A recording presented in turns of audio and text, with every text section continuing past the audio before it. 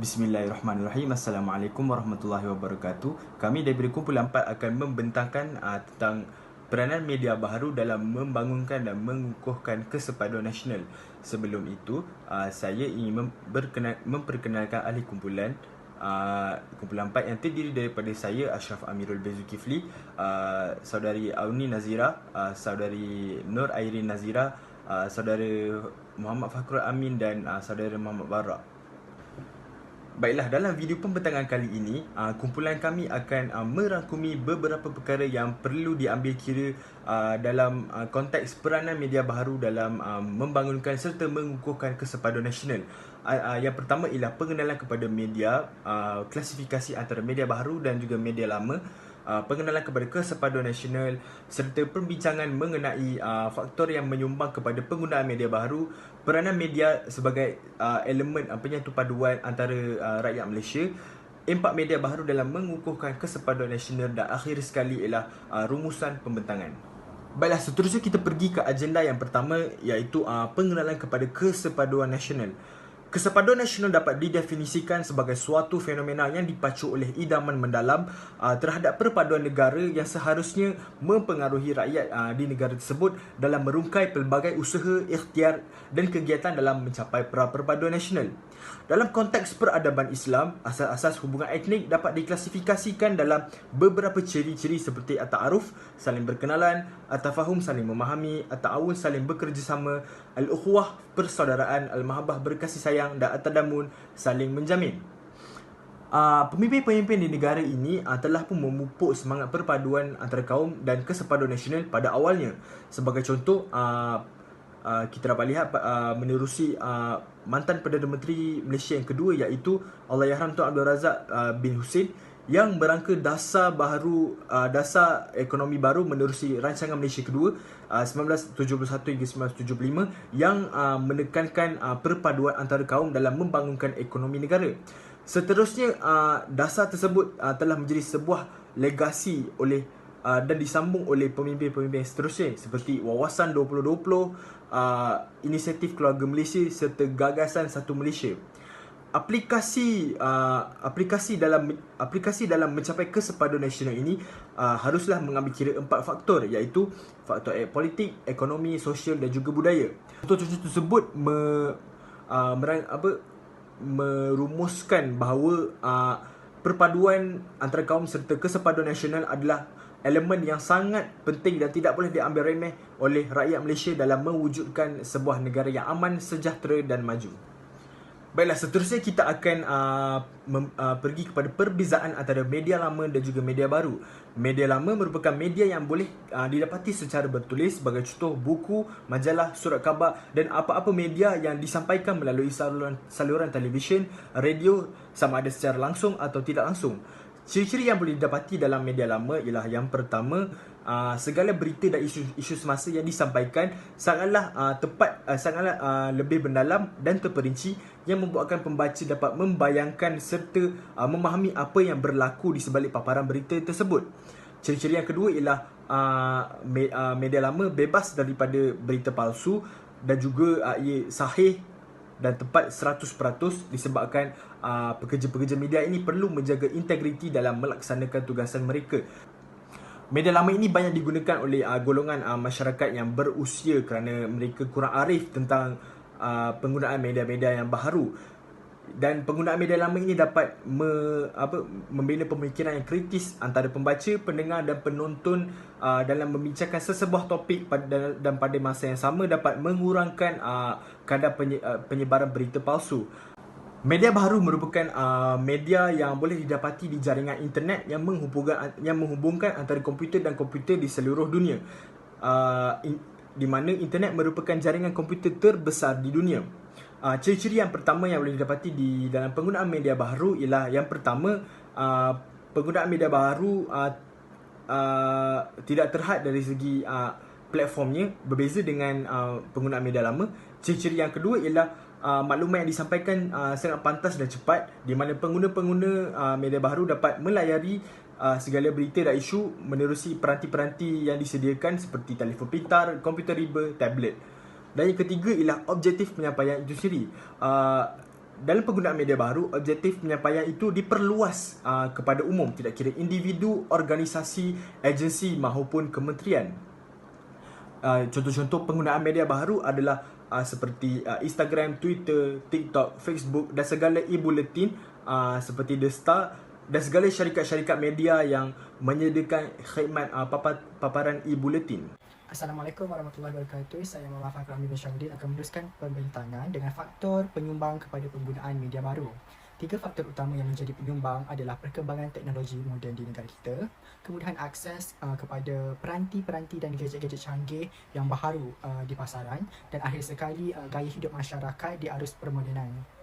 Faktor yang pertama tidak dapat disangkal lagi kerana Malaysia merupakan negara yang membangun di masa kini, di mana teknologi berkembang seiring dengan peredaran masa. Pengenalan media baharu yang telah menggantikan platform-platform lama dalam menyampaikan informasi terkini dan hal-hal semasa telah memberikan satu suntikan bagi mempercepat komunikasi dan peredaran informasi dalam masyarakat. Perkembangan teknologi yang meluas juga dapat dilihat melalui inisiatif kerajaan dalam memastikan rakyat tidak ketinggalan dalam dunia teknologi yang kini seperti cendawan tumbuh selepas hujan. Jika kita bandingkan pada masa sebelum berlakunya reformasi dalam teknologi, informasi semasa dapat diperoleh melalui media cetak seperti surat khabar ataupun artikel-artikel yang diterbitkan dalam jurnal, di mana disebabkan kurangnya penggunaan internet ketika itu. Tetapi pada masa kini, segalanya berada di hujung jari di mana masyarakat dapat memperoleh informasi dalam masa yang singkat, dan jaringan internet juga telah diperluas hingga ke kawasan pedalaman seperti Sabah dan Sarawak. Sebagai contoh, perkembangan politik di negeri Melaka baru-baru ini, masyarakat dapat ikuti melalui kaca televisyen dan peranti-peranti pintar mereka, kerana banyak sumber yang tersedia telah disediakan. Seterusnya, faktor yang kedua adalah kemudahan akses kepada peranti dan gadget-gadget pintar merupakan salah satu faktor penyumbang kepada penggunaan media baru dalam masyarakat. Ini mengapa? Kerana masyarakat kini mudah memperoleh gadget-gadget pintar disebabkan harga yang berpatutan dan juga kos yang tidak terlalu tinggi. Umumnya dalam satu keluarga pasti ada di kalangan ahli keluarga atau keseluruhan ahli keluarga mempunyai gadget-gadget pintar mereka sendiri untuk kegunaan mereka sendiri, disebabkan kemudahan untuk membeli atau mengakses gadget-gadget pintar ini. Dalam pada itu juga, dengan adanya media baharu ini, seterusnya dapat membantu masyarakat dalam menjalani kehidupan seharian tidak kira lapisan umur. Sebagai contoh, di era COVID-19 yang telah melanda negara, khususnya murid-murid dan pelajar-pelajar universiti, media baru ini dapat membantu mereka dalam belajar ataupun sebagai alat bantu pembelajaran, disebabkan perubahan sistem pendidikan yang agak drastik pada mulanya, tetapi kini dapat dibantu melalui media-media atau media massa yang sentiasa berada di sekeliling kita. Hal ini kerana pembelajaran dalam talian amat berbeza dengan pembelajaran secara fizikal. Justru itu, dengan adanya media-media baru dapat mengurangkan kesukaran yang dihadapi setiap pelajar dalam menempuh pembelajaran dalam talian. Akhir sekali, perkembangan terkini yang telah mengubah gaya hidup masyarakat membawa kepada penggunaan media baru dalam kehidupan seharian. Di Malaysia saja terdapat pelbagai aplikasi-aplikasi baru dalam kehidupan seharian. Sebagai contoh, WhatsApp Messenger, Facebook, Instagram dan yang terbaru sekali seperti TikTok. Hal ini menunjukkan bahawa informasi pada masa kini bukan sahaja dapat diperolehi melalui satu platform, tetapi banyak platform-platform yang telah wujud bagi memudahkan masyarakat untuk mengakses dan memperolehi maklumat semasa dan juga maklumat-maklumat penting yang mereka ingini. Sebagai contoh, kini masyarakat dapat memberikan maklumat yang lebih mudah dan berkesan melalui aplikasi TikTok, di mana kebanyakan masyarakat menggunakan aplikasi ini dengan lebih meluas sebagai hiburan. Sebagai contoh juga, informasi berkaitan perubatan, pendidikan, politik sukan juga dapat diperolehi dengan lebih mudah. Tambahan pula, ianya menarik dengan grafik-grafik yang kreatif dicipta atau dibuat oleh pembuat video itu sendiri. Walaupun media cetak seperti surat khabar atau majalah masih lagi dikeluarkan, tetapi ianya tidak mendapat permintaan yang tinggi seperti dahulu. Tetapi itu tidak bermakna surat khabar atau majalah ini tidak relevan lagi pada masa kini. Ianya juga menjadi alat bantu atau alat tambahan dalam pembelajaran atau kehidupan sosial. Hal ini kerana masyarakat pada masa kini mempunyai gadget mereka sendiri di mana mereka dapat memperolehi maklumat ataupun informasi semasa tanpa perlu bergerak dan menjimatkan masa mereka sendiri. Natijahnya, peredaran masa telah menjadikan media massa pada masa kini telah mengalami transformasi yang memberi banyak kemudahan kepada masyarakat. Sumbangan media massa lama juga tidak harus dilupakan kerana ianya ada direkodkan dalam sejarah negara. Masyarakat juga perlu menggunakan kemudahan ini ke arah yang lebih positif bagi memastikan kesepaduan dalam negara dapat dicapai dan tidak berlakunya elemen pergaduhan dan permusuhan. Terima kasih. Assalamualaikum kepada pensyarah CTU 554 Dr. Cik Khadijah. Saya Nur Nazira binti Muhammad Yazri akan menerangkan tentang peranan media baharu sebagai elemen penyatu paduan. Media baharu boleh didefinisikan sebagai teknologi komunikasi digital yang terhubung dengan rangkaian internet. Rancangan televisyen, radio, surat khabar dan majalah tidak termasuk dalam elemen media baharu. Media baharu terbukti mampu digunakan melebihi daripada objektif penciptaannya dan mengikut keperluan semasa. Ramai pula perpaduan dalam kalangan masyarakat sejak akhir-akhir ini membimbangkan dan mampu menghapus keharmonian rakyat Malaysia sudah terjalin sejak sekian lama.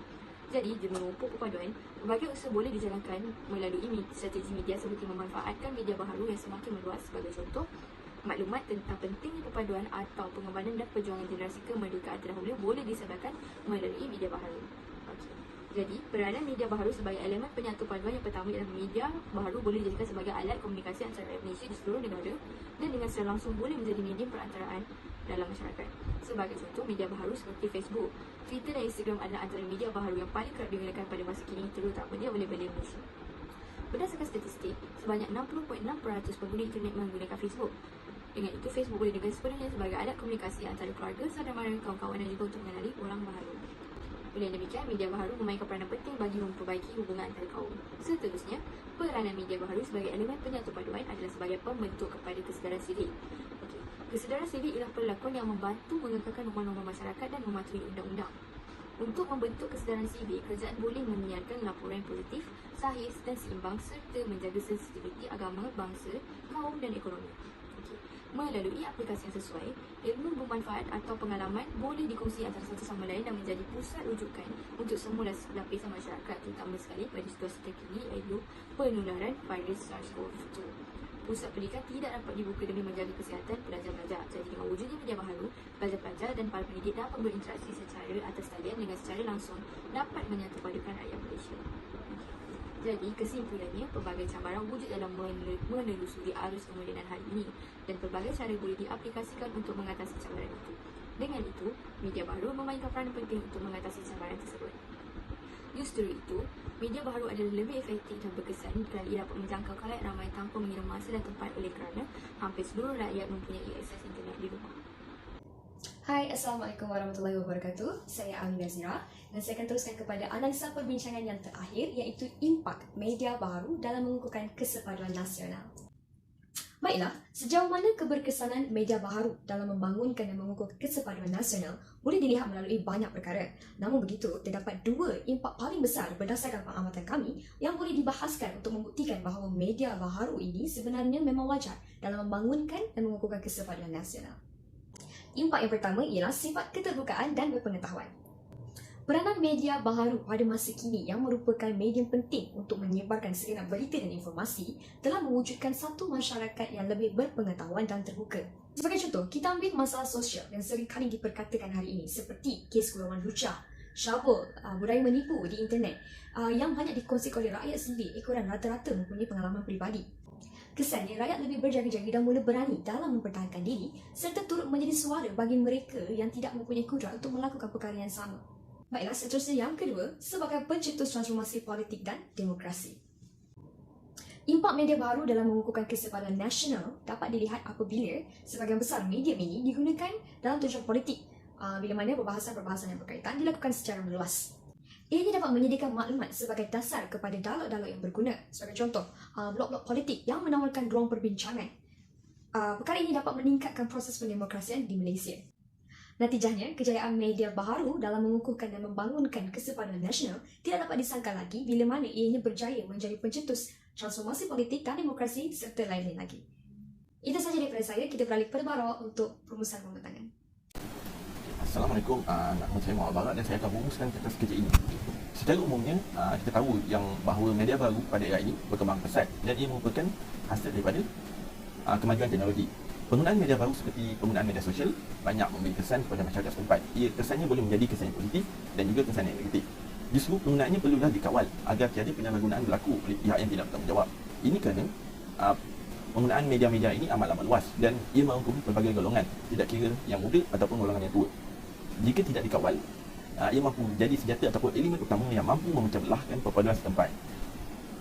Oleh itu, dalam memastikan penggunaan media baru ini tidak disalahgunakan, pihak kerajaan perlulah memainkan peranan dalam memastikan tiada salah guna berlaku. Antara peranan yang boleh dilakukan oleh pihak kerajaan adalah dengan memantau secara berterusan penggunaan media yang mampu mencetuskan pemalahan. Seperti di media sosial, pihak kerajaan boleh memantau isu-isu perkauman.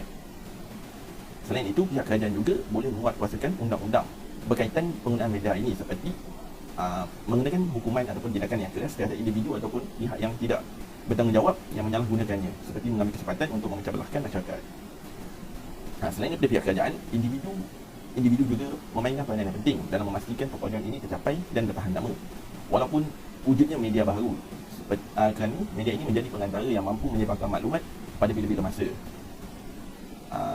Secara keseluruhannya, semua pihak haruslah bekerjasama dalam menjaga keharmonian negara ini seperti menerapkan nilai-nilai murni dalam kehidupan seharian. Secara keseluruhan, penggunaan media baru dalam menyatu padukan masyarakat adalah wajar. Ini kerana penggunaan media baru mampu memberikan lebih banyak kesan yang positif daripada kesan yang negatif. Dan hal ini akan dapat banyak membantu dalam memastikan perpaduan tercapai di kalangan masyarakat.